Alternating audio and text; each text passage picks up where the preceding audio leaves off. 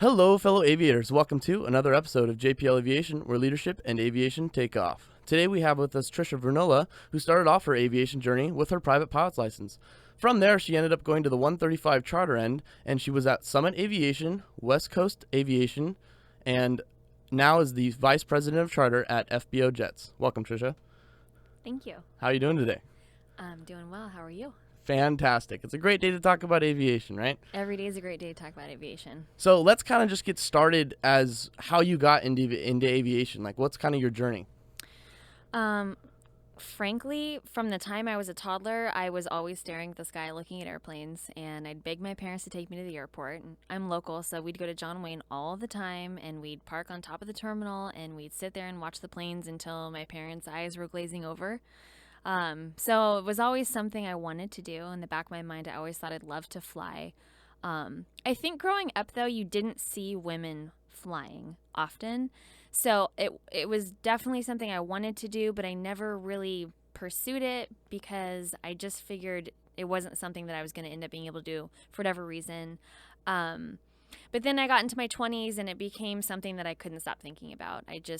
It was such a passion for me. I mean, I was staying up late at night reading, pilot blogs and watching YouTube videos of crosswind approaches. There you go. I honestly just, it's like a bug that bites you. So I decided nothing will stop me. And I actually had 3 little kids at the time. It was going through a divorce, but I thought, you know what, this is the best time to do it. I wanted the intellectual stimulation of learning something new, and so I started doing, the private pilot training, and that kind of just sparked the whole journey of where I'm at now, 7 years later. And did you have anybody growing up that was involved in the aviation that you kind of looked to, or was it just all on your own? Yeah, not really directly. I have a distant cousin. It was like a first cousin of my mom's who was the chief pilot for Hawaiian Airlines. But he's always been based in Hawaii, so I never met him. But other than that, no real direct connection to anybody else in any type of aviation. So you said you were in your mid-20s when you first started getting into aviation aspect of your private pilot training, or yeah, late 20s actually. Late 20s. Yeah. And so when did you actually start with that? It's 29 when I started private pilot training. And how did that come about? Like I said, it kind of was just eating away at me. I had the time and the financial means to do it, so I decided just to do it. And nothing was going to stop me from doing it. Did you go to a local flight school in the area, or? Yep, I went through Sunrise Aviation. I basically just did a little bit of Yelp research, like we all do with restaurants and whatnot. And everybody had nice things to say about it, and it kind of was that cozy little mom and pop feel, which I liked. So that's where I started, and then funny enough, I ended up marrying my flight instructor however many years later. There you go. So that's always a fun part of the story that people seem to enjoy. And so as you're going through your private pilot training, what were some things that you faced obstacles-wise, and how did you kind of approach it?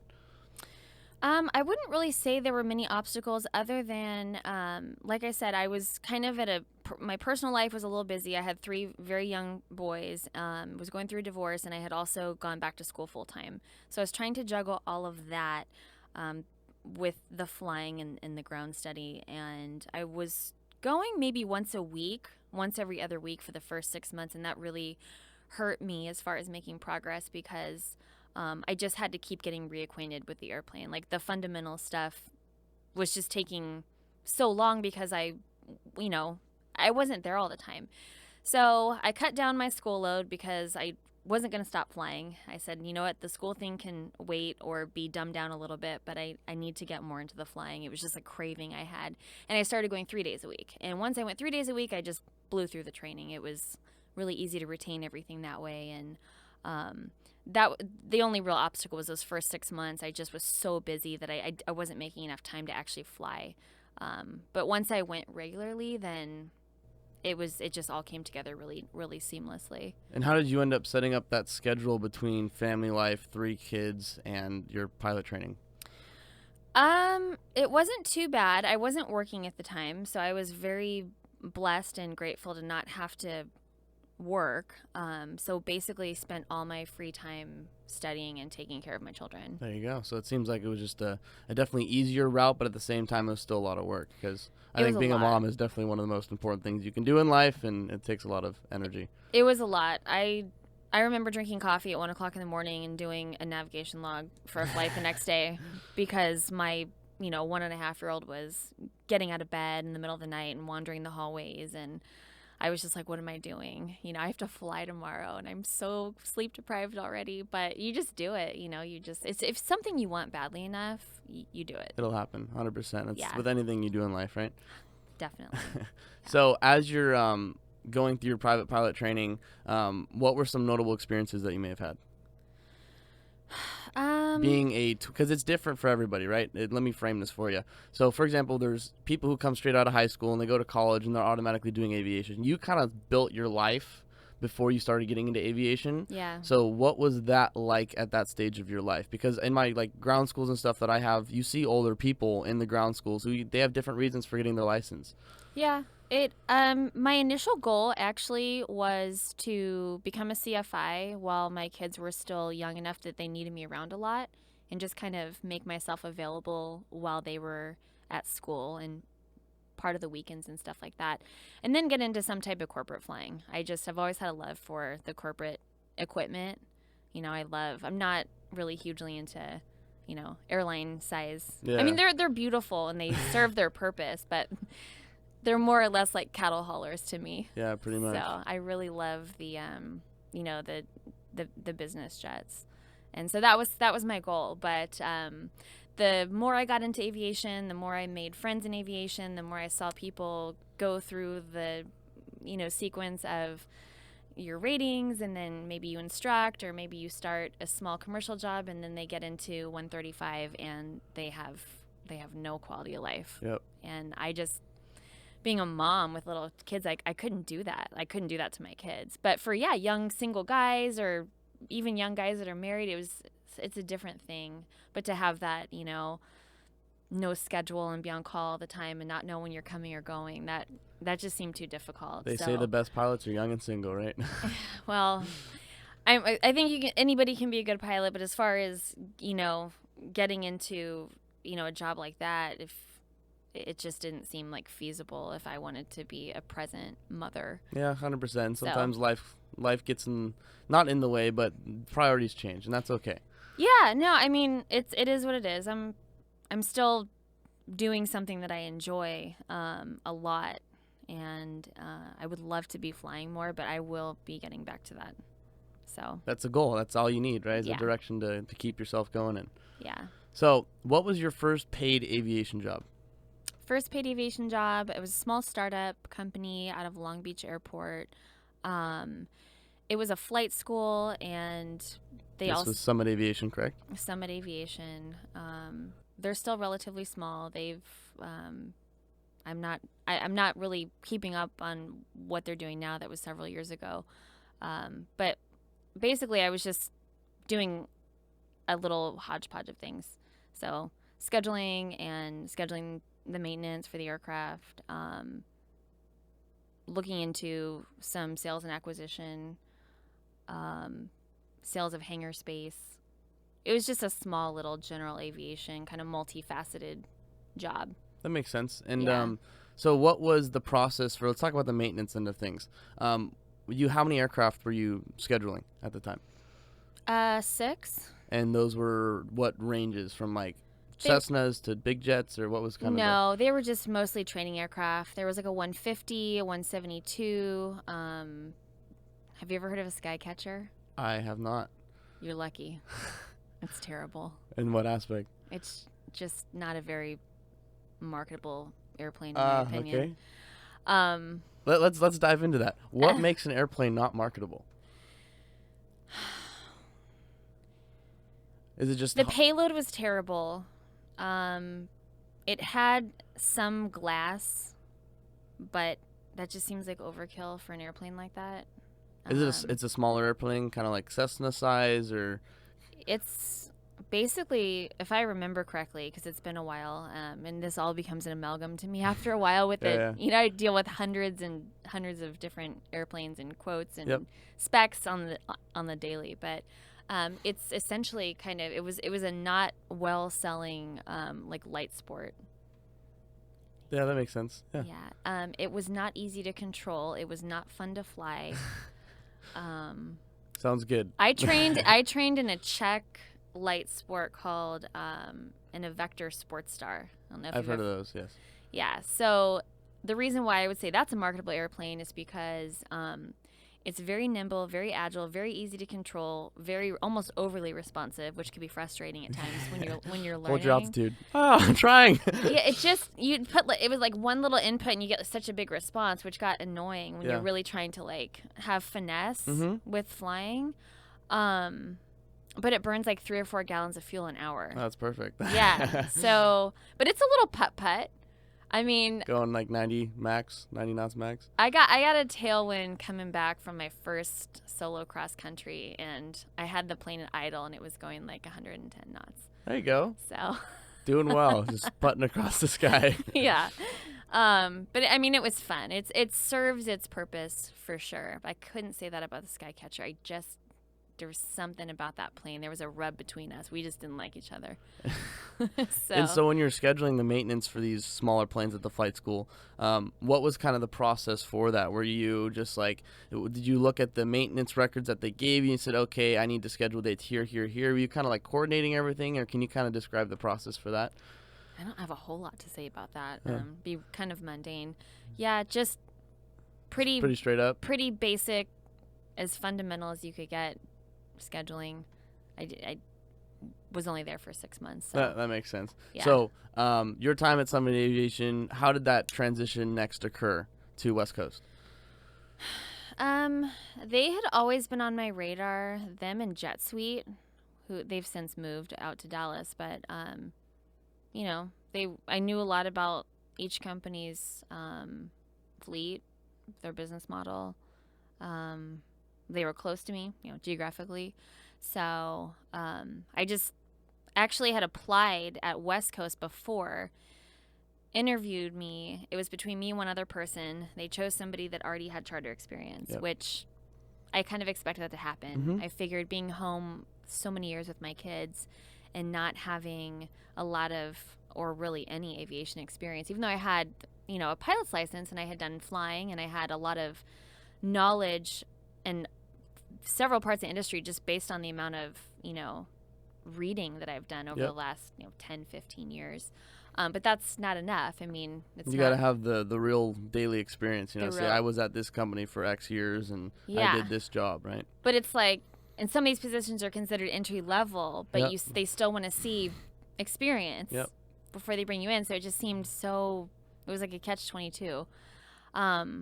So I kind of had to bank on my personality being likable and the fact that I was really driven and ready to work hard and love to learn and already did know a lot.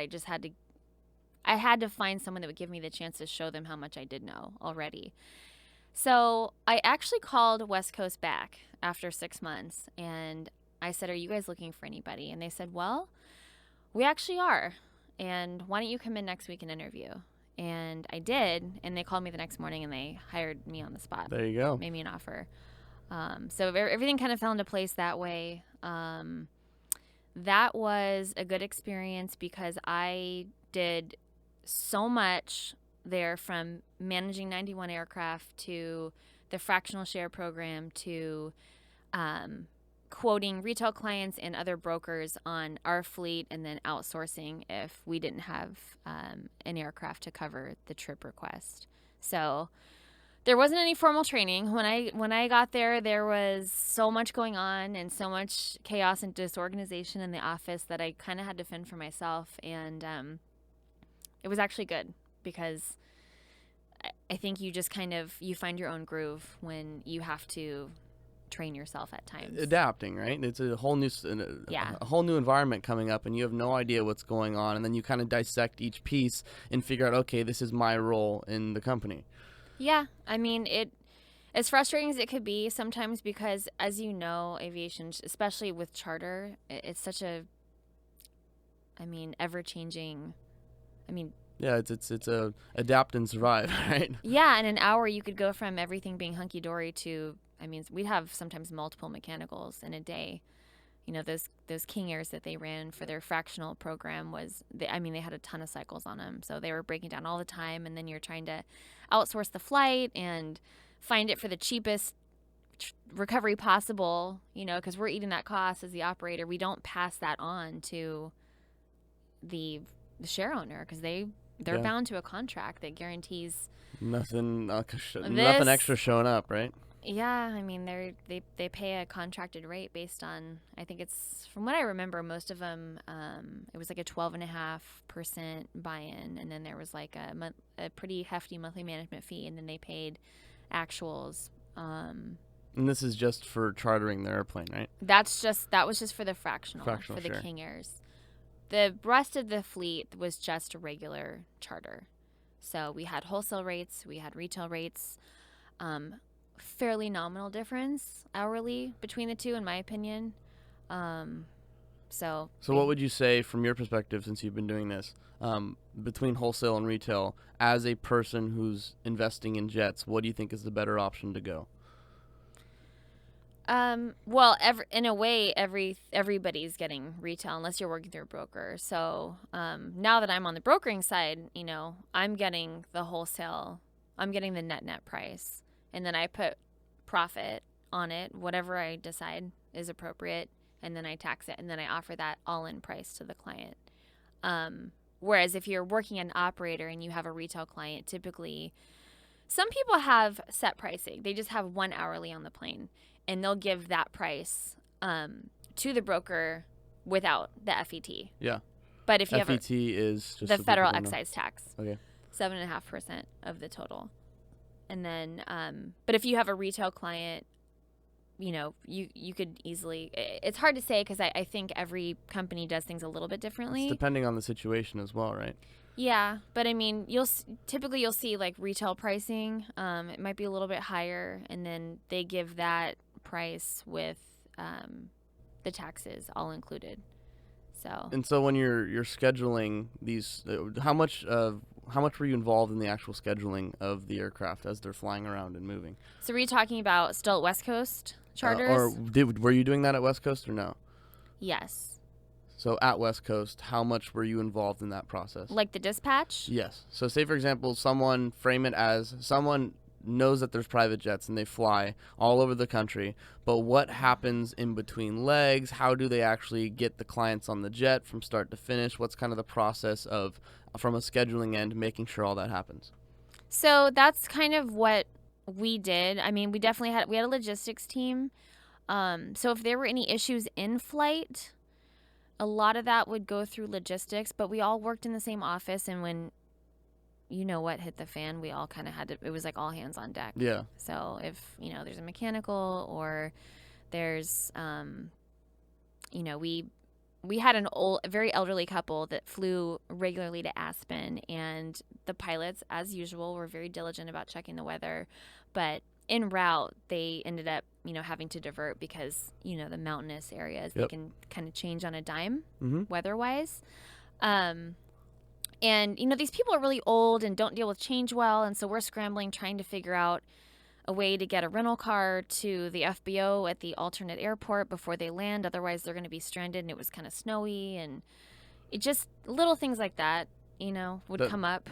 That makes sense. You're trying to coordinate and schedule this as things are happening, right? You're watching the wheel roll down the hill, and you're trying to stop it before it keeps going down the hill. Yeah, and these King Airs, they don't have Wi-Fi. I mean, now that I'm a broker, I'm dealing with, the majority of the aircraft I put my clients on, a lot of them are Wi-Fi equipped. So I'm in constant communication with the client, or sometimes the flight attendant, sometimes the crew, or the operator's in constant contact with the crew. They have satellite phones and stuff. But yeah, nowadays it's like with some of the newer, larger aircraft, you have the Wi-Fi, so it's like you're always connected. And you can emphasize on how important that communication is between the people back in the office and the people on the plane for any scheduling issues.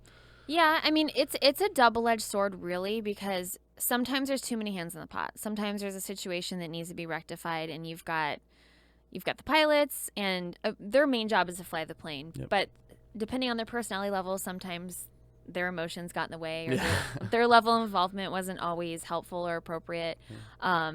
And then same in the office. So you've got the charter people, and then you've got management, and then you've got the logistics team. And sometimes if you had the right group of people, maybe say 3 people max, things got figured out really nicely. But sometimes if everybody got involved, there's a communication barrier in a way. Like, it's like playing telephone, stuff gets misconstrued and people disagree on how to handle a situation.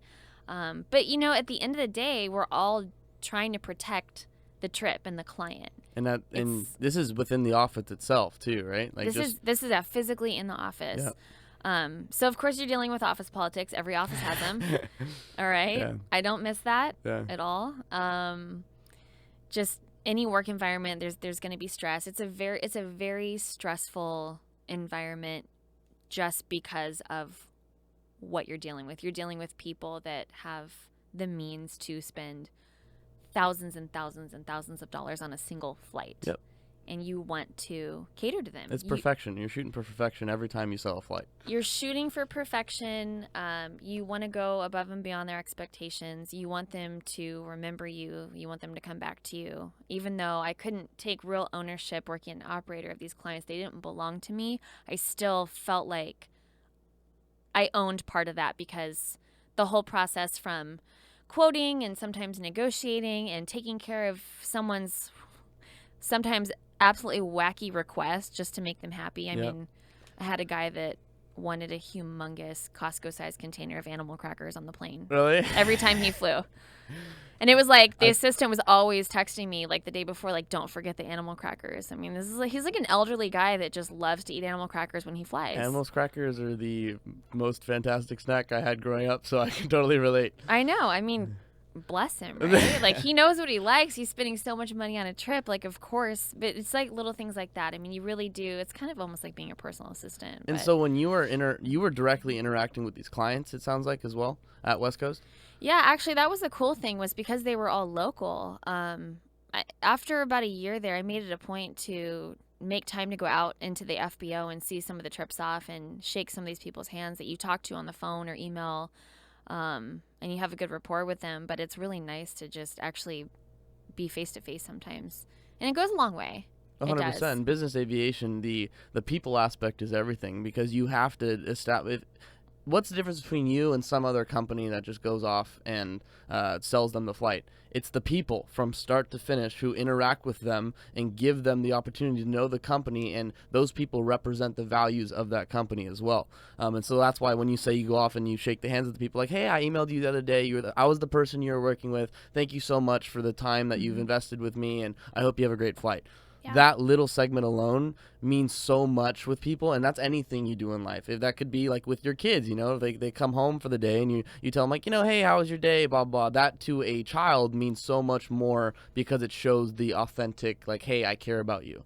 Yeah, well, except for my kids are like, do you have to ask us that every single day? Yeah, well, that happens for most ages growing up, but yeah. But you're right. I mean, the human factor is huge. Obviously price is always a variable, but people like to feel cared about.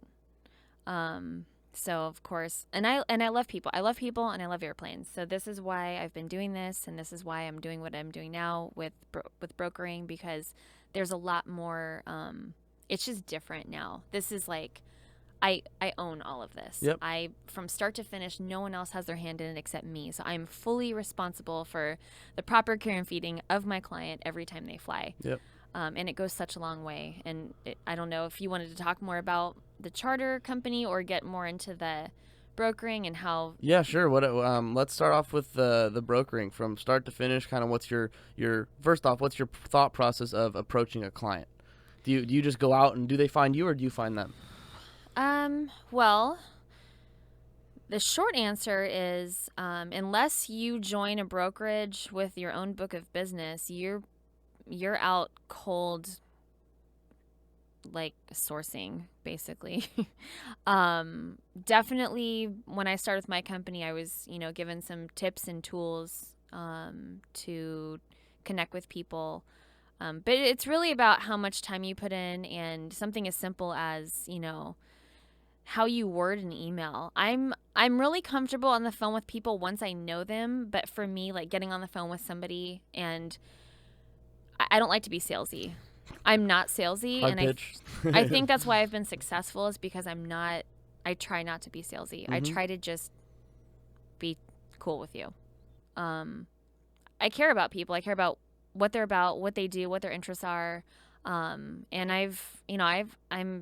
it's like a friendship level that I have with a lot of my clients now. And, sometimes like I send blast emails. I can hit 60,000 people in a day with empty legs that I have, or one ways, or transient availability. Like if I know, I've got a 800 XP sitting transient in Orlando. I've got a G4 in Teterboro. I've got Falcon 2000 in Van Nuys.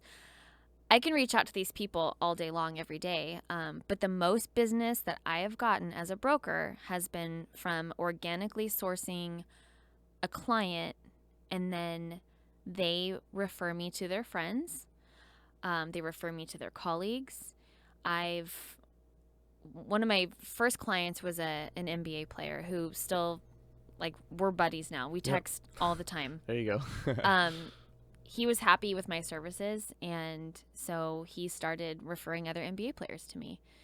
And all of a sudden, it's like you go from hardly having any clients to you've got like 6 guys that play professional basketball calling you for a flight in one summer. And the lady that manages his money at Morgan Stanley, she was the one that was kind of, we'd be in contact over the wire or some of the trip logistics or whatever, or if I had to go back and bill incidentals like catering or whatnot. And she was like, oh, I really like working with you. You're easy to work with. And then next thing you know, she's got another client that she manages the finances for, and they need a jet. And so she's like, oh, I know this girl that, does the flights for some of my other clients, and I'll ask her for a quote. And that's really how the business has grown, is you do a good job a couple times with somebody and it's just word of mouth. I mean, that's been more fruitful for me than all the cold emailing. Don't get me wrong, you have to do it. Yeah. And that is how I've gotten people. I mean, I literally sent a cold email to an MBA agent, and 3 weeks later, They're on the plane. 3 weeks later, he asked me for the trip. So, you think you hit these people, they're going to come back to you right away. Yeah. Well, sometimes they do, and sometimes they don't. And that's part of why it's hard to make it as a broker, because you have to, it's just a numbers game. You have to constantly be reaching out, even if it's the same people all the time, even if you're hitting these people once a week. I mean, I hate doing it. Yeah, just like, you're like, if they see this again and they're hating it, like, I'm totally ruining their day right now. Yeah, and you do get the people, that, I mean, they'll tell you to F off. Yeah. They'll say unsubscribe in huge letters. Every so often you'll get, a very nice person that says, I appreciate you reaching out, but please take me off your list. Yep. And I'm like, absolutely, because I get that. Nobody wants to be sold something. I mean, they really don't. If you're actually in the market and you find somebody that you enjoy working with, that's different. But it's a lot of reaching out to people who, at that time, they may not need you, and people do get annoyed by that. And so you have to just kind of deal with that early on. Relationships between your client and you are very important, and then the way the client views you will allow them to go and tell other people if it's a positive review, is what it sounds like. Yeah, but I mean, you have to have a hard shell exterior when you get into this business, because if you start taking stuff personally, then you just can't be successful. You just kind of have to detach from it. So at first I was like, well, I don't want to like email the same Goldman Sachs guys like every single week, like that's going to annoy them. Well, you have to annoy them if you ever want to make money, because eventually, they do. Because that one time where they keep rejecting you, and then they actually need a flight from point A to point B, and they're like, well, I mean, this person is still emailing me, still being consistent, I guess we'll give her a try. And next thing you know, they're on your flight. Hey, they actually ended up having a fantastic experience. Through this fantastic experience, they go, hey, this company does a really good job, and well, bam, you've already created more investments. Yeah, I mean, it's a simple model, but it's not easy when you're like in the abyss of, oh my gosh, I've emailed, 5,000 people this week, and I got, 30% of those emails got bounced back to me. Server rejected them. Sometimes the emails aren't good. Sometimes my emails will just get rejected because the server recognizes it as junk or spam or whatever. And yeah, that happens. And you've got people that will thank you and say, I'll keep you in my contacts for when I do need you. And those are the people you have to continue to follow up with, because sometimes that does turn into something. But getting started it can be pretty horrific, because you're really on your own. I mean, you're just out there basically trying to capitalize on somebody that's already flying, but that's going to stop flying with another broker or another operator to give you a shot. But there is so much fluidity with that. I mean, my boss had a very famous person that he flew for a long time. Yeah. It was his biggest account. Well, he wanted spaghetti on his return flight from New York to LA. And he didn't show up at the plane when he said he was going to be there, and the cabin server had heated the pasta up and had it ready for him. Well, he never showed up, so then an hour went by, and they're texting, with the client, oh yeah, I'm on my way. I'll be there soon. Yeah. So they heat the pasta up again. Well, he still didn't show up. So the pasta gets heated up a third time and subsequently cooled down again, and he's still not there. And she was like, I can't heat it again. Like, it's not going to be edible. Yeah. So he shows up at the plane, and he gets on the plane and sees that his pasta is cold. Yeah. And makes this seething phone call to my boss and just let him have it. And that was it. He never saw him again. This is somebody that they thought they had a good relationship. He made money off of him. He was always a happy client. It could be as simple as a plate of spaghetti, and you lose a huge account and you lose a huge part of your income. Yeah, do the small things right every time, correct? Yeah, well, that's the thing. You're dealing with very unreasonable expectations at times, and I don't always know if that has anything to do with the demographic, like this type of clientele. Yes, they can be higher maintenance, but conversely, I see so many kind, humble people that have private jet money. Yep, 100%. So it's really a crapshoot, but it's as simple as you can lose your client over, something super small, a small catering issue. And you can easily gain a client by sending one single email or doing a trip that's well priced and goes over seamlessly for some person, and they're so thrilled that they start referring you to their friends and colleagues, and then all of a sudden your business grows. Do the little things right. Yeah, well, always. Obviously, client interaction is very important, as we just discussed. So if we can, let's dive back into your transition from West Coast to FBO Jets, where you are now. How did that kind of come about? It was not an immediate transition. I actually left West Coast when I was about 6 months pregnant with my fourth child. It just was the best decision at the time. We knew the baby was going to be born with some health problems. So work just kind of went on the back burner for me. And then when he was about 7 or 8 months old, I just happened to have a Facebook connection with one of the brokers that I used to actually do some trips with. And he was from FBO Jets. And he and I didn't have any sort of friendship, really. It was just more of just like a random business connection, like sometimes you just add these people on your social media, as you know. And he actually posted on Facebook that he was looking for somebody to help expand their business. And my first thought was, oh my gosh, I'd be so good at that. So the key takeaway here is Facebook ads do work. Well, it wasn't even an ad. He was just kind of, he had gotten to the point where he was so busy with his own clients that he couldn't field any more incoming requests. Like he's just so busy. Mm-hmm. And I can, go into how he got into this business, which is very fascinating. Go for it. Because obviously it was his role in your transition was obviously huge, correct? Yeah, I mean, well, it's like you and I talked about earlier, I think off camera, off microphone, the way that different people find their way into aviation it's really intriguing. I feel like a lot of people fall into it.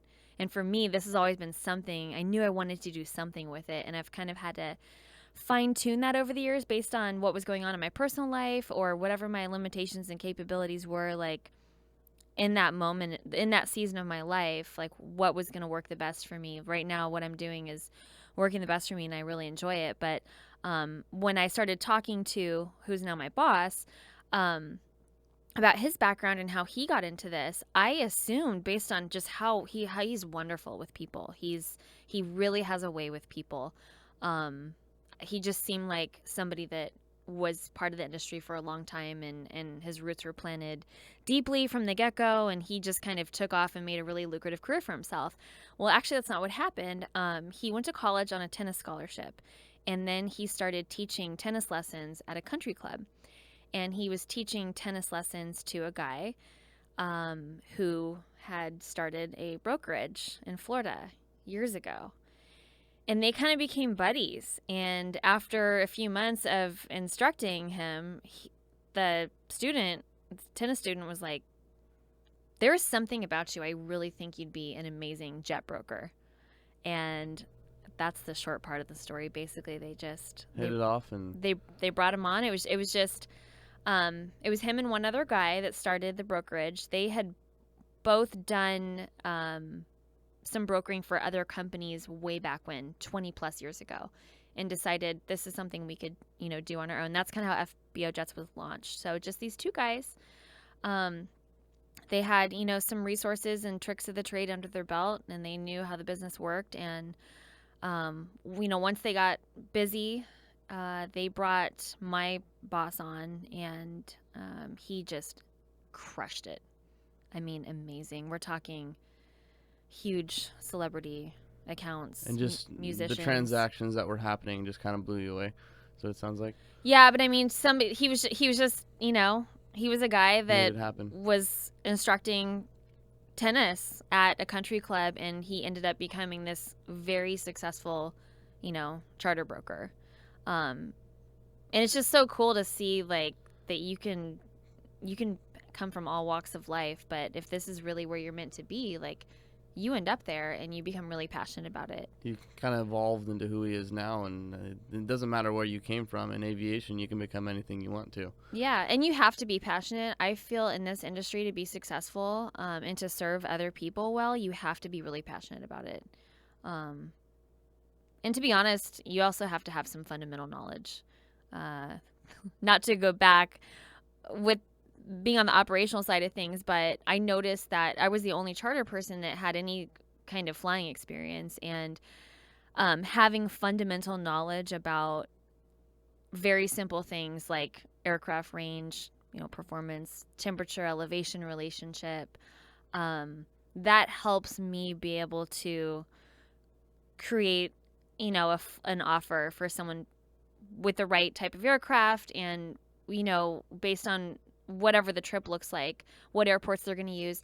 I was working with people that were not trained to look at an airport and see if they had published weather, or if they had an ILS, or if they had jet fuel. I mean, because with charter, you're getting, deal, we're taking like, VLJ equipment, like little Citation M2s and things like that, King Airs, into these really tiny fields. And, depending on the trip, like, it's not really like a prudent thing to do to land somewhere without fuel. It can be done, but it's there's not the best idea. Well, some of the trips, it just wasn't going to work. But we had actually a few times, sold a trip, and the person that facilitated everything didn't double check on the airport, and sometimes even the pilot didn't. And then they'd find out the day of the flight, well, we can't actually use this airport, and this is where the client had been banking on going the whole time.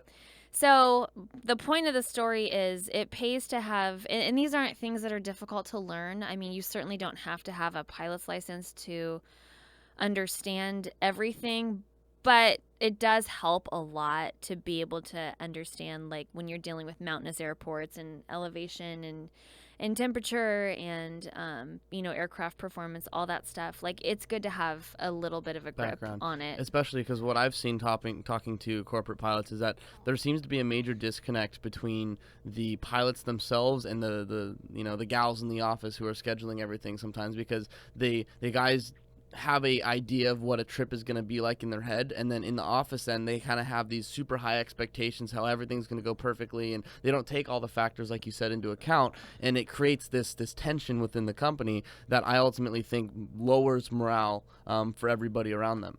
Totally. And that's honestly, that can all be fixed by just increasing communication. Sometimes you have to be redundant. I know that can get really annoying for people involved on either end. Um, and sometimes too many hands in the pot, like I said earlier, that creates a lot of issues. But if you have good, concrete, efficient communication between the crew and the charter office all the time, then you really lessen the potential issues that can come up. But that's been, I think, a very hard thing for people to master, because you're dealing with so many different personality types, hence very different communication types. So just depending on who you are as a person it really kind of tells the story of how you're going to communicate in a situation. And it can sound like a completely different scenario. It's going to be the same scenario, but sounds so different based on who you're talking to about it. So going back to the brokering, part, I think that was something that when I saw how successful he was, and he was actually interested in bringing me on, and he brought me on sight unseen. So they're based in Florida. They don't go into an office. Everybody's remote.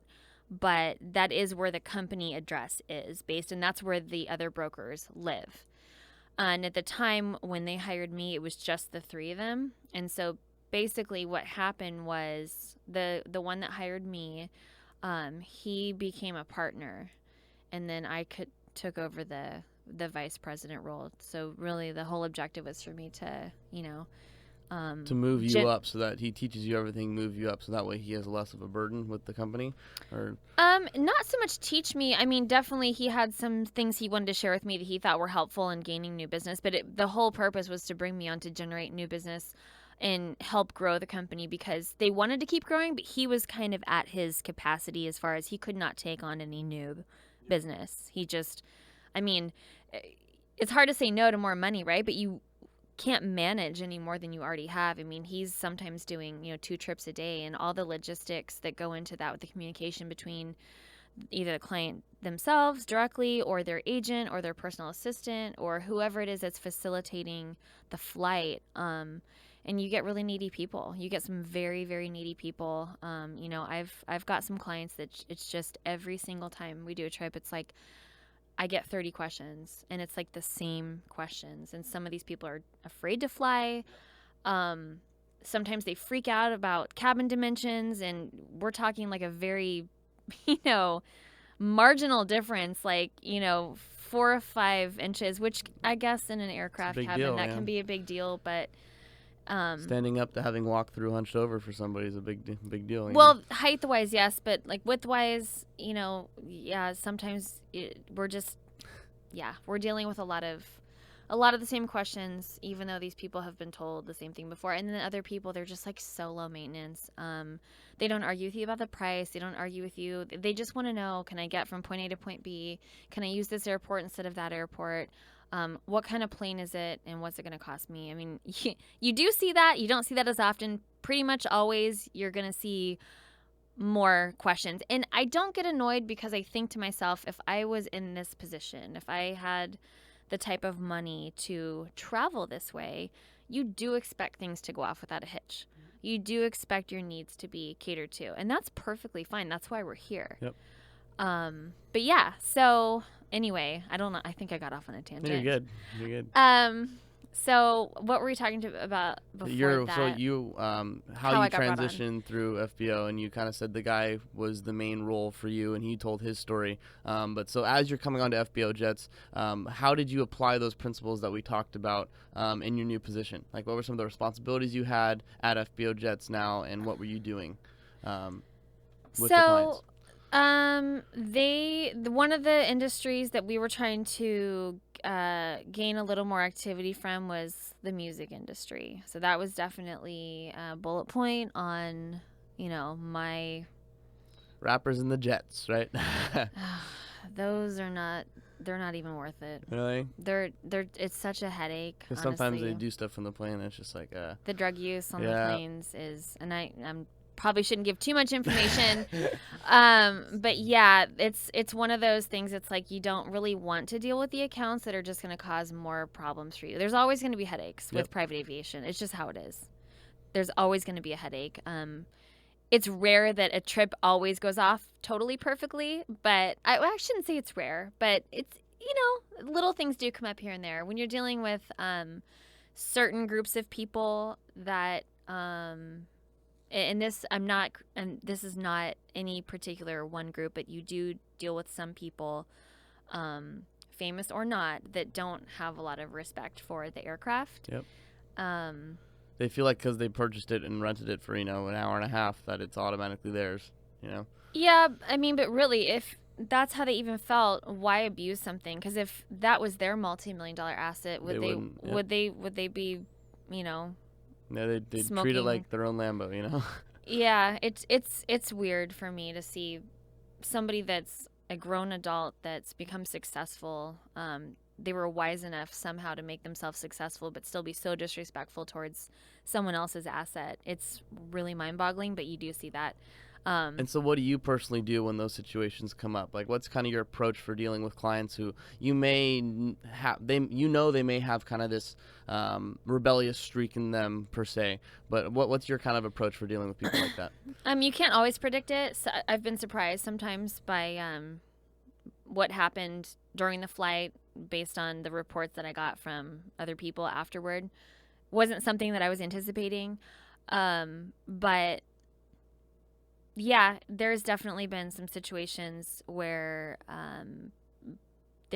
you could just smell the trouble brewing before the trip even happened. And sure enough, you've got people that are really entitled, and this guy showed up he was an artist. He showed up to a plane with his bodyguard who had left his ID on an American Airlines flight, and he had not recovered his bag. And I was very explicit in telling all of them, if any of you do not have a valid form of ID, do not show up at the plane tonight because you won't be able to fly. It was already like an 11 p.m. departure. They were going to be tight on duty, and I didn't want to do that to the pilots. But sure enough, I'm looking at the flight tracker, and it's been 45 minutes. It's been an hour. It's been an hour and 10. They haven't taken off yet. And I'm texting the person that was representing the flight. He wasn't actually flying, and he was just like, oh, they're giving my buddy trouble. They won't let him on the plane. I said, is this the same guy that didn't show up with an ID? Yeah. Okay, well, I told you this morning, don't bother showing up because you don't want to put the pilots in that position. Legally, they're not going to let him on the plane. Yep. Yeah. So there's nothing anybody can do. It's not any different than going through TSA and getting on an airline. You have to show an ID. I don't know how many ways I can say that. Yeah.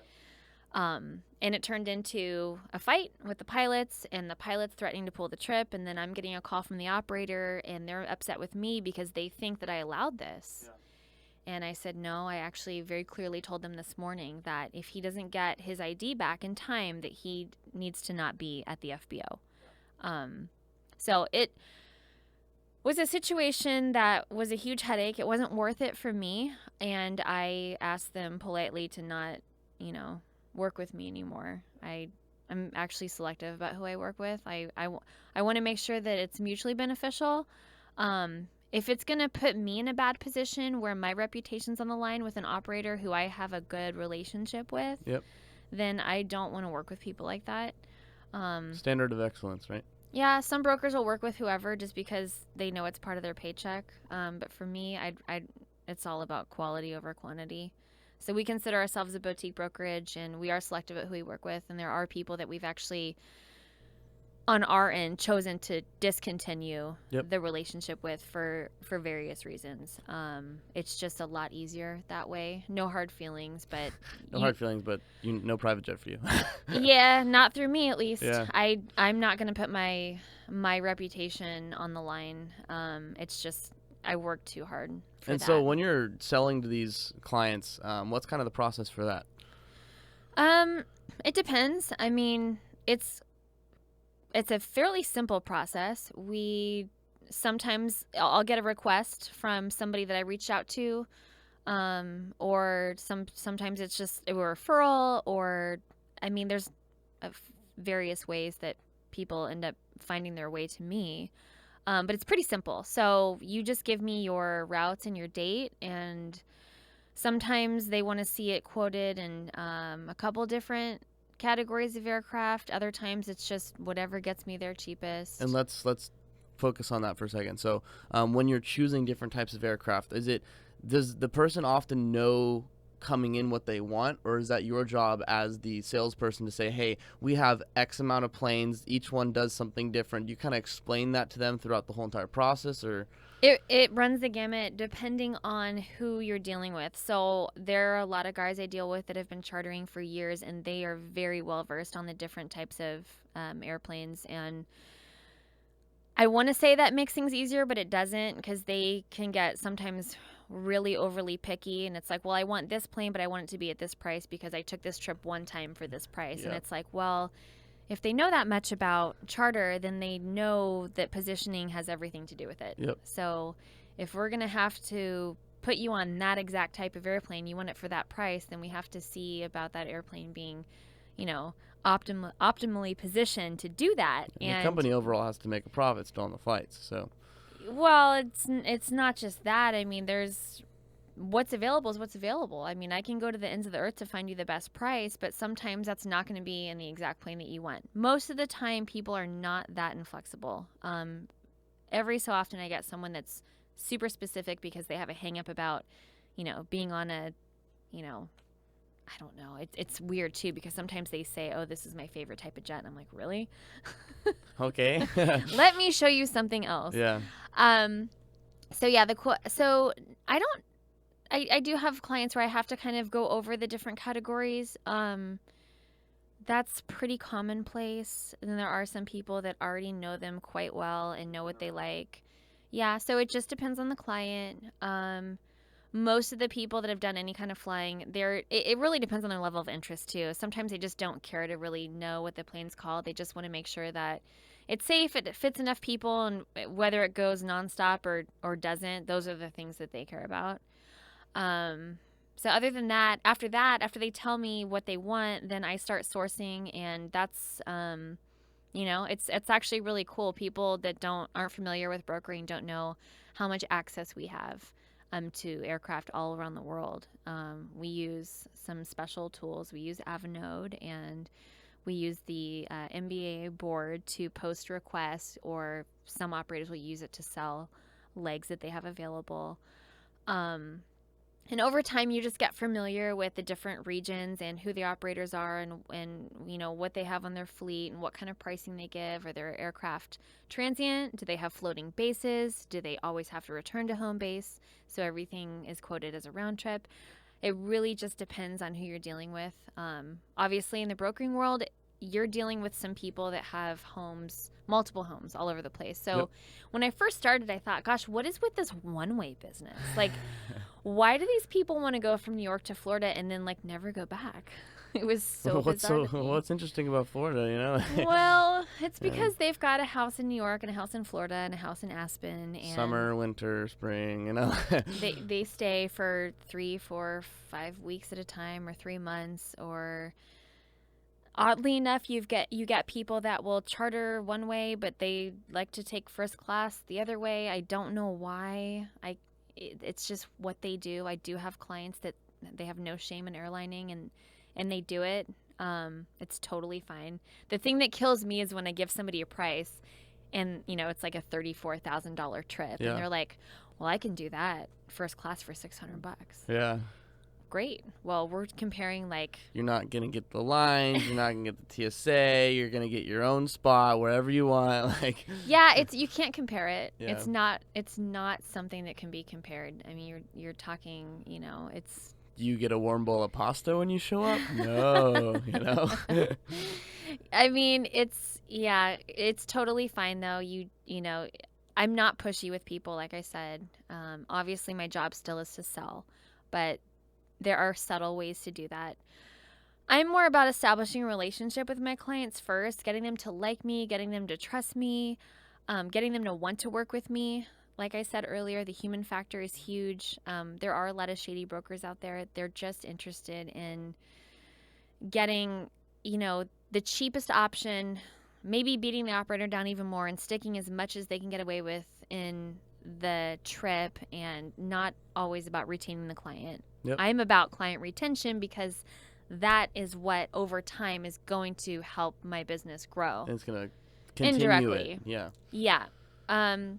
So I'm not in the business to rip people off. I'm not in the business to, gouge you. I would so much rather have a relationship with you and know that you trust me to find you the best deal. Sustainability is more important in the long term. Yeah, and it's really, when I have people that text me and they're genuinely thankful and happy that we met, I feel like You've done a good job. Okay, I've made it. Somebody that was really difficult at first, that comes back to you and says, I'm so happy that we connected, and I'm so happy to continue working with you, and I'm going to send other people to you. I mean, that's why we're here. We don't want them to be one-offs. We want them to returning customers. Yeah, we want them to we want them to love me long time. There you go. So, yeah, so that part's great. When you're selling these trips, what are the different options? Like, because obviously there's jet cards, there's different business models that companies have to sell these types of trips. What are some tools and aspects you sell to these people coming in? So this is a difficult part of the industry for brokers, is the competition with various types of jet card models.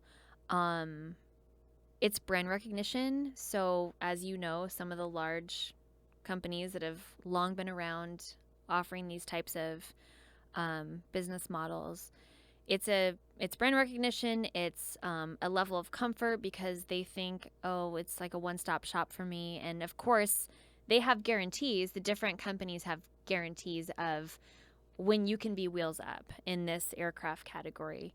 But the problem is they don't always realize, the clients, that I offer that exact same service.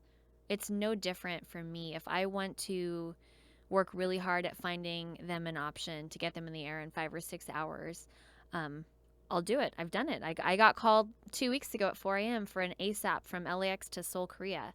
And it was actually an impossible flight to make happen, but you do things to make it happen. There's like landing permits in there that take 3 or 4 days to obtain. Find the loopholes. Found a loophole, found an operator that could get a permit by the next day so that they could actually have that permit to be wheels down in Korea, at the time he needed to be there. But we actually launched the flight before that permit was granted. So that was a risk. Yeah. But hey, I'll sell you this plane. I don't have the plane yet, but I will by the time you purchase it, right? No, we had the plane, didn't have the permit. But I'm saying, like, metaphorically, it's like right. Yeah, I mean. But it all works out and everybody's happy. Yeah, that's a story for another time. That's a story probably for a whiskey. 21 hours straight at my laptop trying to get that sorted out. But yeah, so basically, the difference between the jet card and us is, I don't think most people realize that you actually can save a lot of money going through a broker. I think there's a misconception about using a broker, and that it's a middleman, therefore the flight cost is going to be inflated, or you're going to be ripped off, or you're not going to find the best deal. And that's actually untrue depending on who you're dealing with. Going back to the jet cards. So for people that live in Iowa, Nebraska, even parts of the Pacific Northwest where you don't see a lot of charter aircraft based, they have to reposition those planes in anyway. So you're paying more to fly private. Yep. If you live near, South Florida or LA or New York, or even some parts of Dallas where there's a fair amount of, charter aircraft, you have access to these planes, and they're optimally positioned for you if you want to go point to point or something close to that. So the people that actually live in areas of the Midwest, that actually is a good model for them, the jet card, because you're already paying an inflated hourly rate. They already have reposition, management, probably maintenance fees kind of worked into these prices. So you see people paying like $10,000 an hour for a Citation 10. Yep. Well, Go from New York to operationally, Seattle in 4 hours. but operationally, that aircraft does not cost anywhere near that an hour. But for people that just, they're geographically not near charter aircrafts, it does make sense for them. But for people that live in areas where there are a lot of charter companies based, or they live near an area where there's going to be floating airplanes, it's so much cheaper to actually go through a broker and find someone that will get you point-to-point pricing, because it can be done almost every time. And that's the problem that we have as brokers, is trying to wean these people off their jet cards, the people that don't actually need them. They're actually overspending by using the jet card. Just based on the use of and where they're located geographically that they're getting out of the aircraft. Yeah, I mean, well, I can typically save somebody 15 to 30% from what they would spend on a jet card. Sometimes they can't compete. I had a guy call me once. He wanted to go from, Kansas City down to Nogales, Arizona. Not a good charter trip. You're just looking at a ton of reposition on the front end, on the back end, in between. Where does that plane go back to? Like, it was just so much repo that it made sense for him to just take his one way on his jet card. And I told him that. I was like, I can't actually be cheaper on this. Even my very cheapest option with taxes was like $1,000 more, and that was with no profit at all for me for doing all that work. Yeah, trying to find it. So in that case, I'll be honest. I'll say, hey, this is actually a really good fit for you. No, I can't beat that. And people appreciate that honesty. And then those are the people that sometimes they'll still come back to you and because have they'll be like, hey, when you are being honest, they say, what are your options that I need to go from point A to point B, and you give them options. They know that you're literally giving them the best price that you can do, and at the same time, they're getting that value from it. Right. Well, I mean, even though I couldn't help him on that particular flight leg, he knew that I was being honest, and so he came back to me again for a different flight because he wanted a cost compare to see if I could save him on the next one. So you never want to give up. You never want to just be dismissive or brush anything off. Everything's always an opportunity. That LAX to Korea, I 100% thought that I was never going to be able to sell that. That man paid $341,000 for that flight. Yep. On a global. Just point A to point B, and he needs to get there now. It was insane because they have to do. Yeah, what's kind of the process for the global stuff when you're trying to from global trips when you're trying to get from point A to point B for the clients on your end? They had to do, well, for my end, there's not a whole lot, but I'm still involved in the whole process because at the end of the day, it comes down to what it's going to cost and how quickly it can get done. If they're going through me, then I'm the face of the trip. I'm the one communicating everything, and I've got communication on both sides. So I'm hearing the client's needs. I'm also trying to get a realistic sense of how this can be executed from the operator. That particular trip was an absolute nightmare because the guy was like, I want to go at 1 o'clock in the morning. And I'm like, well, we're not going to have a permit by then. Like, in fact, the only plane that was available to do it, I didn't even have, it was Labor Day weekend. There were no ultra long range jets. He'd originally requested a BBJ. There were none. There were none available. So then I'm like, okay, so we started looking at like globals or like a 550 or 650. There was one global that was actually out in New York, and that was available to do it. But think about all the extra cost involved there. To move it. So we brought the plane out from New York empty to pick him up in LA. There has to be a crew swap on a trip like that. Flight duties. Yep. The relief crew, they were actually not together. There was one pilot in Phoenix and there was one in LA. And the airline options to get them to Anchorage for the crew swap in time were no good because they had to go into Seattle and then connect to Anchorage and then duty off and be rested for, 10 hours before they could take over the second leg of the flight.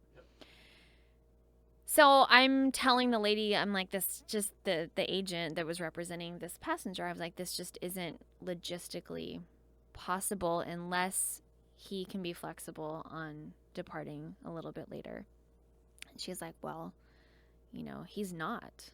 And I said, well, there's no possible way to get that relief crew up there to do the crew swap in time. So I don't know what else to tell you. Like, you might have to go back to him and say, if he really needs to go, then he's going to have to be flexible within, a few hours. And she's like, well, what if we stick the relief crew on a private jet? And I laughed at her, and I'm like, well, who's going to pay for that? And she's like, my client. And I'm like, you want me to charter the other pilots up to Anchorage for the crew swap? I'm like, do you have any idea how much that's going to cost? Yeah. And she's like, it doesn't matter. He just needs to go. Yeah, that's the best part about just basic economics, right? It's what is the value of a product for somebody. It's how much are you willing to pay? Right? Everybody's sitting there in the room, and they all have paper that is like little kid paper, and you're supposed to color in the lines. But guess what? I'm the only guy in the room with colored pencils. They all just have the paper. Guess what? Now those colored pencils are worth. Those pencils are worth $1 million. Yep. And so that's why it's fascinating. People need to get from point A to point B, and then that's where you come in. You say, I can do this. No matter what's going to happen, is if they have the means to do it, let's make it happen. I mean, but it seemed impossible because I thought there's no way. I'm like, this is going to add another like $60,000 to the trip. But she was just like, Tricia, the cost is no object right now. He just needs to go. And once she like really drilled that into my head, I was like, okay. So I found a Falcon 50 that was transient in Van Nuys, and the pilot that was hanging out in LA, idle, he went to the airport. He got on the plane. They flew over and picked up the second pilot in Phoenix, and then they went up to Anchorage, and they got there and they dutied off, and they showed back up at the airport the next morning after the first leg of the flight had been completed. And the pilots that flew leg one, they made sure that everything, the fuel and everything, catering, all that was taken care of. All the other guys had to do basically was just show up and take off, because we were on such a tight timeline. I mean, they literally, it wasn't like they dutied on and like an hour later, like after, pre-flighting, it wasn't like that. They came to the plane and they got in the plane and they were like wheels up within like 15 minutes. So very, very tight timeline. And then, of course, they had a terrible headwind going over to Korea. And so they ended up getting in like 40 minutes later than they were supposed to. And this guy had a meeting. And but it ended well. Got a lot of positive feedback. Still shocked that got pulled off, just because it was one of those like seemingly impossible things. And just, it's crazy, like you said, like what's the value of, so if you need something so badly, like really, can you, for somebody that has that kind of money, it really didn't matter. The cost was not even a variable. It was just a matter of, it just needs to get done. So you do see that, but you do also see people that try to not be frivolous. They try to be cost conscious. And I respect that, because how do you maintain your wealth if you don't ever actually care about what you're spending? So I try to keep that in mind. A lot of my friends that don't know much about the industry, they think, oh, it must be easy to like rip these guys off. And I'm like, no, that's not really how it is at all. These are still people that are still watching every penny go out. Yep. Oh yeah, especially when you get to eye level in business of any sort, it's down to every nickel. They're like, okay, where's X amount going the day I spend it into the day it's done and being invested. Oh yeah, try flying a CFO. I've got a couple of those guys. Yeah. Hedge fund guys. That I mean, money and numbers of their life. And I don't know if you were interested in knowing what the biggest type of clientele is, but it's a lot of finance guys. Yep. Guys who are applied. I have a buddy. He's doing applied math at USC, right? And I'm like, okay, if this guy can really implement that in some company someday, those are the guys that end up on the private jets. They're the ones that are making way more than the big time lawyers are. Why? Because their business, when it comes down to it, is numbers. If you can put in, buy low, sell high, and that's the end game for everybody. Yeah, that's what we see the most of. We see, finance guys, we see entrepreneurs, and then professional athletes and celebrities. That's really the bulk of it. But going back to the jet card thing, like I said, that's, and sorry if I'm coming off as tangential, but just to kind of explain that a little bit more, I mean, really, that's been one of the biggest obstacles for me, is kind of dissolving that misconception about brokers being more expensive or jet cards being a better fit. For a lot of people, they really aren't. They really are overspending. And that's fantastic. So what you're saying now is that you think you have, or you do know you have, a different perspective on how people can be flying efficiently. Yeah, if they would just give me the chance to even, I think a lot of people, they don't want to bother asking for a quote because maybe they feel, I don't know if they feel obligated, or they just don't want to bother with it because they're comfortable from where they're at. And I kind of get that. I mean, when I'm not in the mood to be sold something that I don't think I need, then I don't want to deal with it. So I get and I respect that. And that's why I'm constantly coming up with ways to fine tune my approach. And you have to know your audience. You have to know who you're talking to and how you think you can get through to them the best way. But, you know, my advice to anybody that's an aspiring broker is, you know, don't actually be overly salesy. Don't have too much of a pitch. Just get comfortable with the person, feel them out, understand who they are, what their needs are or might be, and then slowly try to capitalize on that, because it's a tough industry. It's a very competitive, as you know, just with other brokers. Yep. I mean, but every time, it's not that there's more and more people flying private every day. Yeah. There aren't. There's really a finite amount of people that are flying private jets. And you're vying for their attention. So I have to bank on other people screwing up, other operators, other brokers, and losing a client, and then that's another opportunity for me to gain more business. Win the war, not the battles, you know? Yeah. I mean, that's really, and I would never poach or steal, Yep. but if there's somebody that's unhappy with where they're at, that's basically how you end up with a lot of these people, is they are discouraged or disenchanted with the experience that they've been having, and so they're ready to try something new, or at least see, hey, can this person find me something better, you know, price wise. 100%. And yeah, so it's just a matter of getting people over that hump. I think this would be a great time to kind of move on to the abstract concept. So what does it mean for you to be a broker? Like your everyday life, just as you as an individual, your role in aviation, what does it mean to be a broker? Like, if that makes sense. Like when you view yourself as what you do every single day, aviation, right? Like people who are pilots, they go, my job is to get people safely from point A to point B in my aircraft that I'm flying. As a broker, what is kind of like what is the definition of a broker? Is a great way to put it. I mean, really, you're just kind of you're like the vessel acting as, you know, a perfect connection between a client and their private aviation needs. Not every operator can do that. They can, if they don't have something in fleet and they decide to outsource it. But brokering, I mean,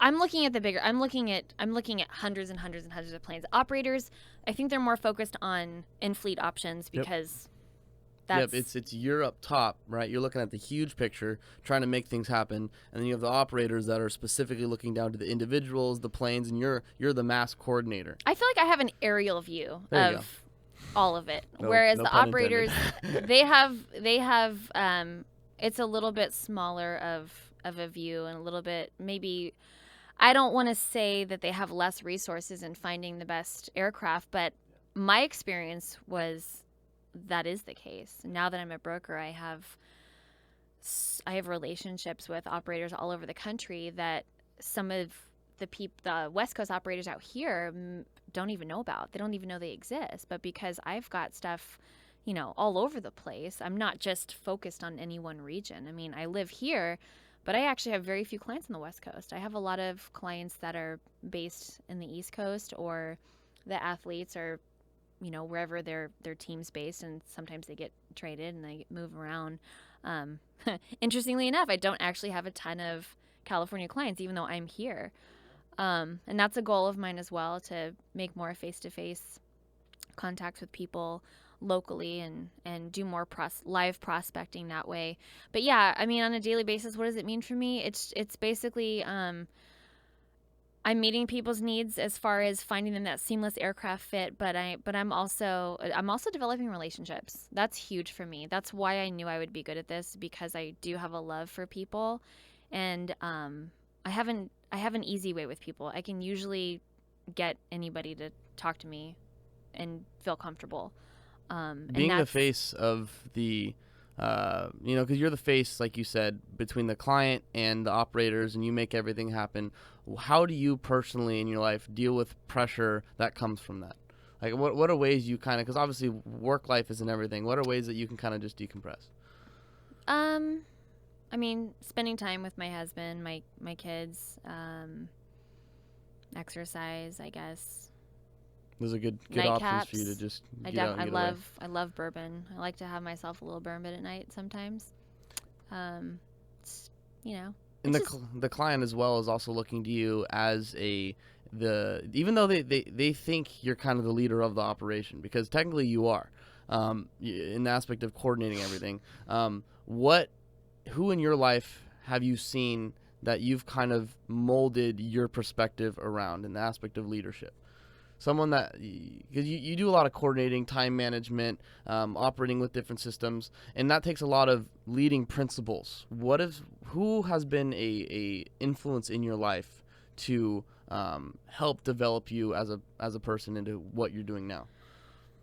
I wouldn't say, I mean, any one person specifically. I think as you go through life, it's totally a journey. Personally and professionally, you encounter different people who, I mean, you get key takeaways from how they behave as a person and as a professional.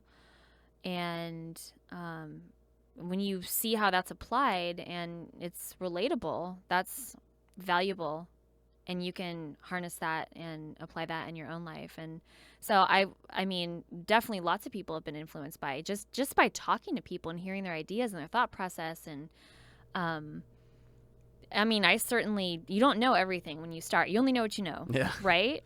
So I'm going off of like who I am as a person and how things would be done naturally according to who I am.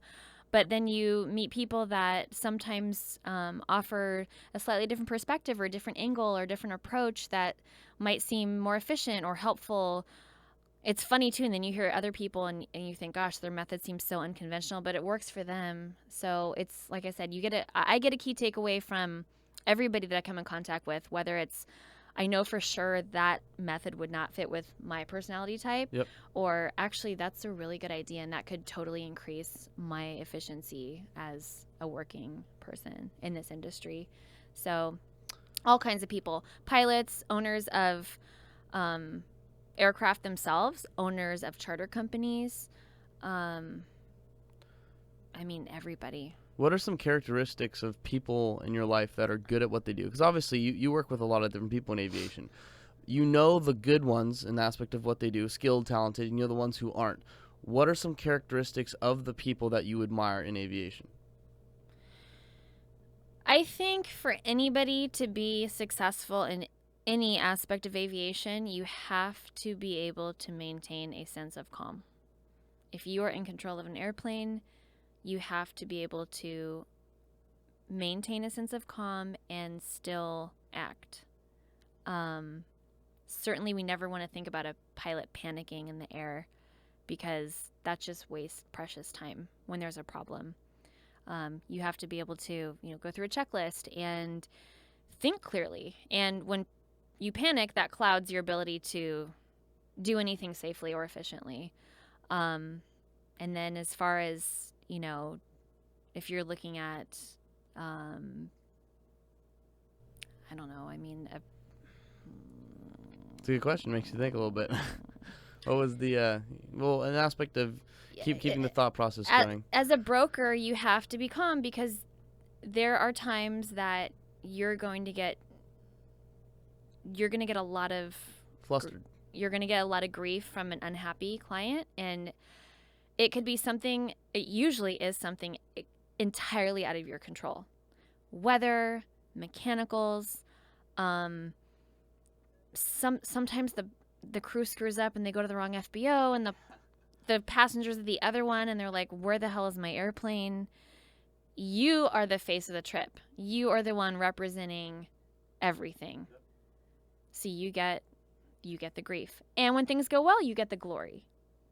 But there's always going to be grief because things do go wrong, and you have to be able to not let your emotions get too involved. Now, maybe behind the scenes, yes. Like when I'm off the phone and I'm in between phone calls and emails, I'm like, oh my God, and you're freaking out trying to figure out a way, how do I fix the situation immediately? Pulling from resources to other people in the office, like, hey, do you guys have any suggestions on how I should go about this? And we do. Because that's why we work so well together. If there's a problem, like I had a basketball player who needed to be in his city where his team was the very next morning after Christmas. And the number 2 engine on the plane that we had chartered for him was having some serious issues. And at 9 o'clock at night on Christmas night, they're like, we can't go. Yeah. And he's like, I have to be there by 8 in the morning or he gets fined by the NBA. Yep. I didn't know that. I didn't know that he was actually going to get fined. Mm-hmm. So contracts. Yep. So yeah, I learned something new every day. Just dealing with so many different kinds of people. But it's Christmas night. I made 37 phone calls in 30 minutes, and everybody was either flying, dutied out, or they had already sat down with their family and had, a beer. Yeah. I mean, there was nothing. And that definitely reflects down to the pilots, because that's literally the scenario that pilots dread, right? Is always having that go type of scenario. On Christmas Day, you get a call from the broker. It's like, hey, can you come fly? And you're like, I'm about to eat this fantastic turkey or chicken, right? There wasn't. Yeah, it was really painful, and that's when all hands had to be on deck. So I let my boss know, and the 2 guys that started the company, who they're always willing, and they're on the East Coast, right? Which is actually where the flight was happening.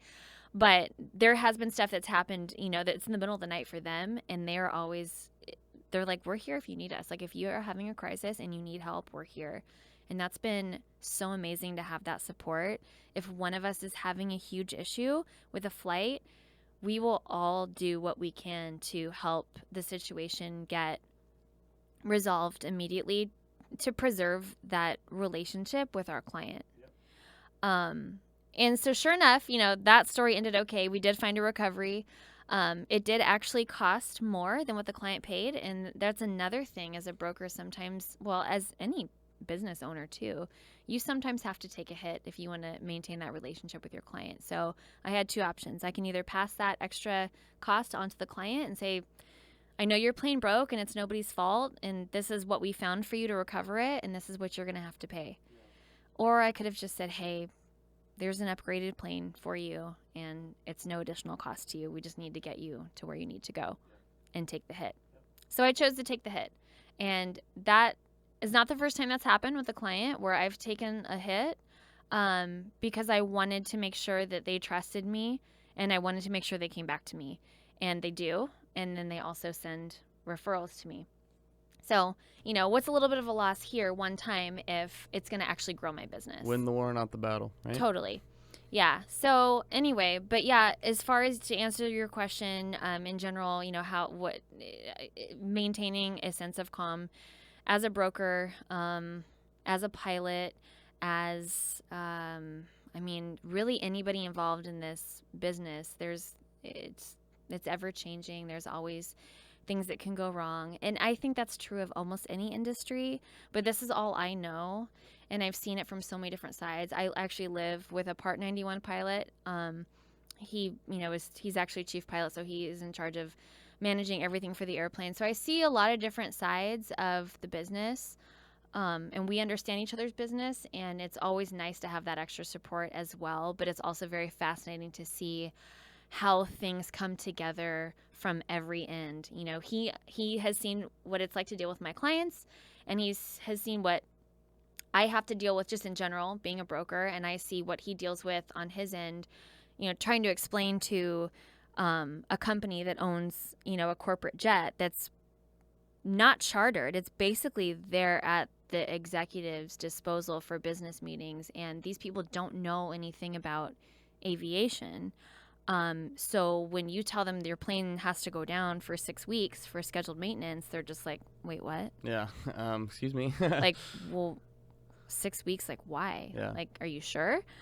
Like, can we maybe like quit the maintenance like in between halfway and go back to it? You know, it's no, like, the engines are going to be off.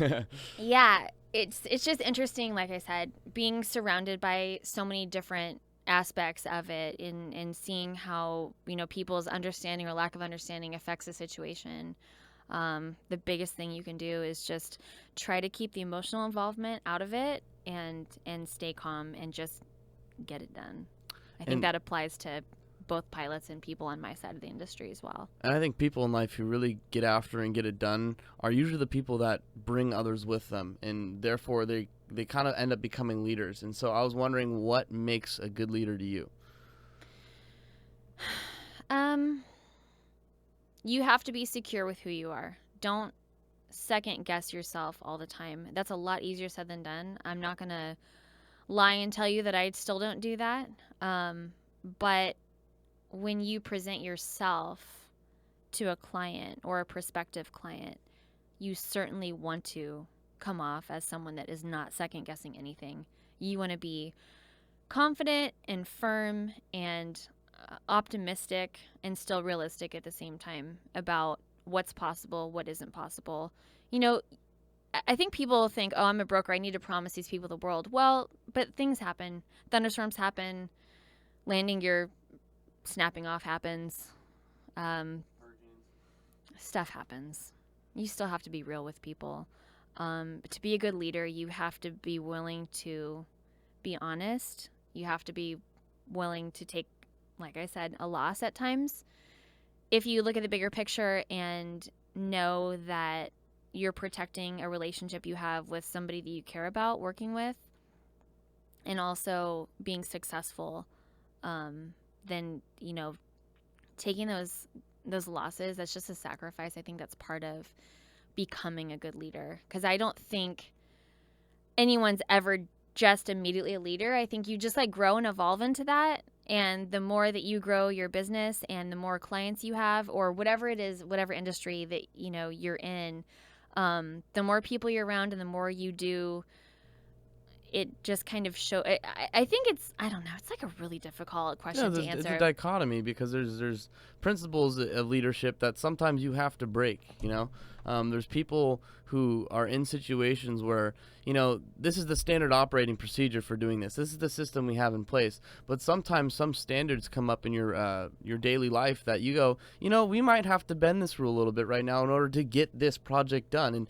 yeah, it's not our typical way we do things, but sometimes as a leader you have to say it's okay to change our system in order to fit the needs of the actual situation. If it's legal, absolutely. Oh yeah. We have gotten very creative to make situations happen because, like I said, you're dealing with a type of clientele that has extremely grandiose expectations, and rightfully so, just because of the amount of money they're spending. But they're still people, and there still are limitations. It's still an industry that has regulations, and there are things that cannot be done. And as long as those ground rules are laid, like initially, so that people don't have, you know, a false expectation of what can happen, or certainly not, you know, something that's dangerous or risky in any way, shape, or form. Other than that, yeah, we'll go to the ends of the earth to find ways to make things happen for people. I mean, that's what we do. That's fantastic. So, Is there anything you'd like to add to anybody who's trying to get into aviation, or any things that you'd like to say to anybody who's listening to this? if you have been bitten by the aviation bug, just find a way to pursue it.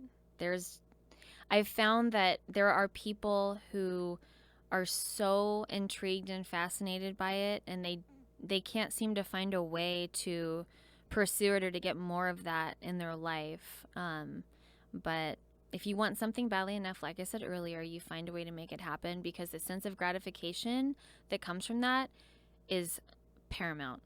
It's good for morale. It's good for self-worth. It's good for your ability to maybe roll what you learn or experience into your ability to provide a service or be a leader in your career and different career paths. It doesn't even matter if it's not aviation related, but there's so many things. I mean, like, now that you're a private pilot too, I didn't realize. I mean, I did know there was groundwork, but like I didn't realize how many subject areas there were. Oh, there's actually 37 total. Right? So Flying the plane was like the easy part.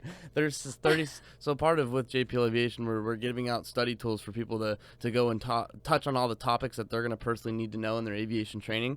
And I went through all the different sections of my private pilot training. I did research on different areas of people who also sell types of study tools, and I researched there's 37 different areas that people need to know. And by areas, I mean it's a golf hole on the top of the ground, and then underneath it there's a plethora of information for each one of those 37 holes. I know. So I know. When I took my check ride, and he said, well, I see this with almost everybody, but I kind of feel like, he's like, you're fine at weather, but I feel like that's one of the weaker areas. And I was looking at him like, are you out of your mind? Like, there's no way this is a weak area. Like, I know everything. That's what I was thinking to myself. And he's just like, this is like not even the tip of the iceberg. And of course I know that. I think that's one of the 5 attitudes, right? The macho attitude. You can, you know everything, can do everything. Well, I mean, I definitely didn't always feel that way in general about it.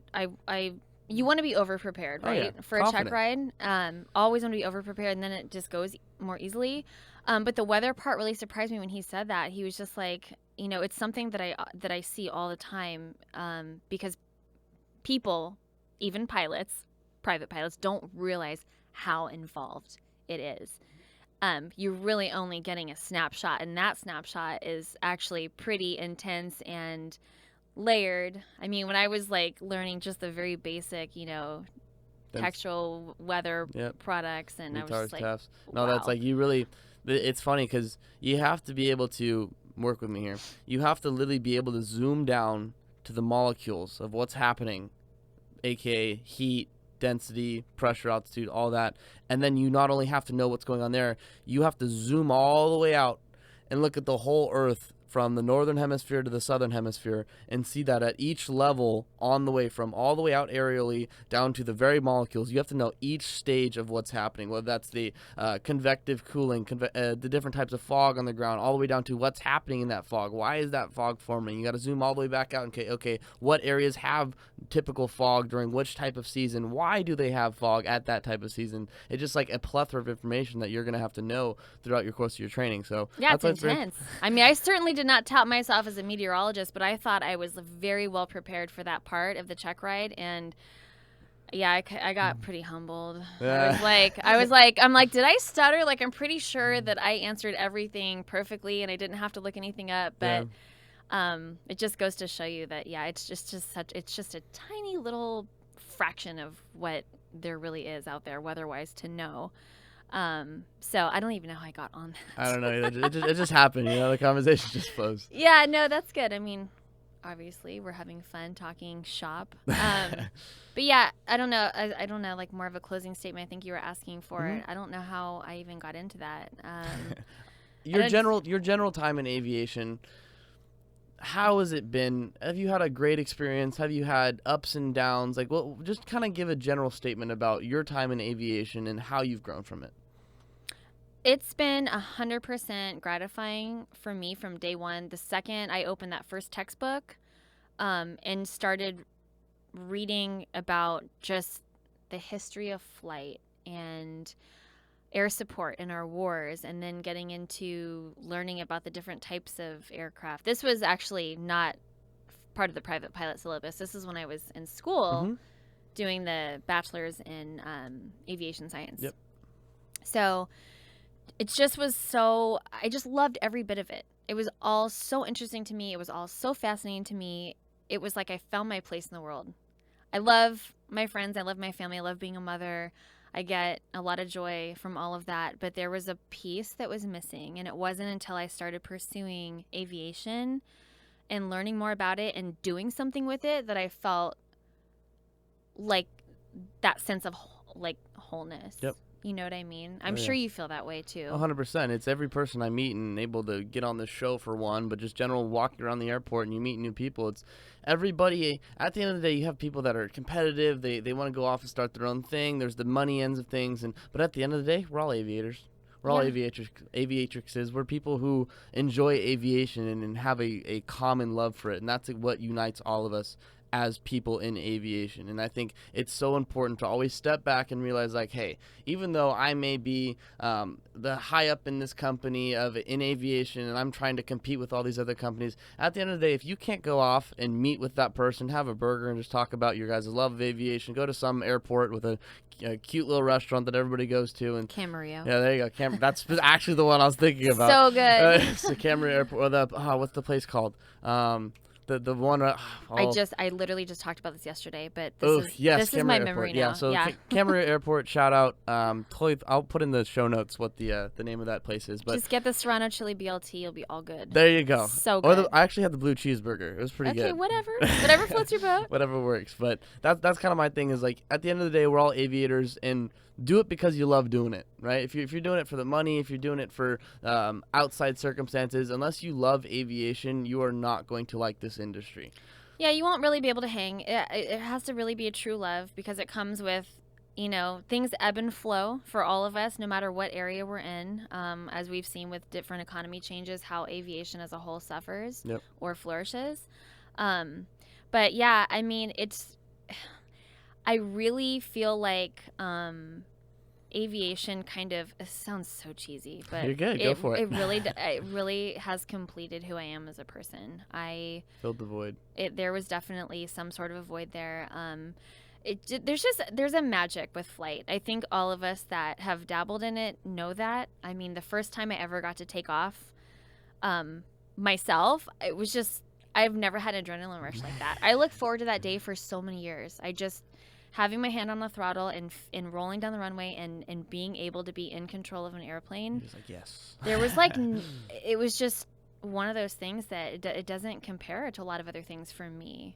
A couple things. Yeah. Like I said, my children bring me a lot of joy. There you go. But outside of like that, yeah, I mean, flying really just kind of takes the cake. And really the mental activity involved it's just good for you. I think it just keeps your mind fresh. I mean, anybody can really have the physical skills to fly a plane. It's obviously we want our steep turns to be good, and we want to be able to execute the maneuvers with as much finesse as possible. But the physical skills required are not really all that complex. It's more being 5 minutes ahead of your airplane mentally, which I think is just a good challenge for everybody. I think it really does help keep the mind in a good place. When you're not constantly learning and growing and evolving and applying information, in a really constructive way, I think that our minds do start to deteriorate. And, being in my later 20s and not having worked for a long time and not having the time to have a hobby because I was a mother and just doing a lot, meeting a lot of other people's needs, which is great, but I needed something that was a little bit more intellectual, and I needed something for me that I needed to set a goal and enjoy doing it, and then have that sense of completion gratification once I hit it. And so it's been fun. Okay, so one last question, actually. You totally. Spurred it on. What for you was the driving fire? Okay, every single person I've had on this show, at the end of the day, when we sit down and we go through all the stuff and the general concepts of aviation, I go, what drives you to do all this? Because it's no easy task to just go and fly planes and do everything we do every single day. Say, for example, in my interview with Barbara Schultz out at Lancaster, shout out, she literally said, I don't know what it's like to not be doing things, and people who don't do things, I can't relate to. And why? Because her and her husband, Phil Schultz, have like this internal fire inside of them that no matter what they go through in life, at the end of the day, they sit down and it just burns, right? They don't get something done, and no, they can't hate complacency. They can't escape in the aspect of if they don't accomplish something that they're chasing after, and they tried, I'm gonna go take a vacation, I'm gonna go take a few days off. If they go and take a few days off, like, they will have, the people who are successful in life will have this burning in their soul that's just like, I need to go do this right now. And then the only way they feel that is when they actually go and do it. And so I was wondering for you personally, but it's different for everyone, right? Like the last person I had on here, she said that her growing up was that it was her fierce striving for independence that's inside of her. Her parents and stuff, home life wasn't fantastic growing up. And the other guy, the air traffic control I had on here, he said that personally, he didn't have anybody supporting him his whole entire time, from a child all the way up. He said, I left, my parents left me and stuff, and I made myself into who I am now. And he said, I didn't have anybody supporting me along the way. And it was that kind of an anger, spite inside of him that just said, I'm going to keep driving every single day. And so I was wondering for you what it was to make you into who you are now. What it was that drove me to finally kind of take the plunge? To the thing that keeps you going every single day when you get down, because everybody gets down, right? It's a matter of what is your thing that gets you up every single morning and keeps driving forward internally. I mean, really, it's very simple for me. It's a passion, and sometimes passions can't always be well explained. So I would definitely say that I do have a passion for aviation because I love anything relating to the aircraft. They're beautiful. I mean, aesthetically, they're beautiful. I love what they can do. There is a little bit of magic. I mean, not really. It's just, the theory of flight is not really magic, It's but the magic flowing over the wings that lifts it up, right. right? It's not really magic. It's just in my mind, there's something magical about it. Because it's something that not, everybody's interested in. It's certainly not something that everybody can do. Yep. Not to make it sound like an exclusive thing. It's just, it's unique. Not everybody's interested in it, and I've always kind of marched the beat of my own drum. So I never had the same interest as other little girls growing up. I had like a whole collection of like die-cast metal planes, everything. I mean, I had all the like defunct airlines. I had them. They were all painted, and they were always up in my room on display. And I didn't really care for dolls and things of that nature. It was more like I just kind of had unconventional interests for a little girl. And it never left me. But yeah, I mean, going into adulthood, just reading about it and loving it wasn't enough. I needed something tangible.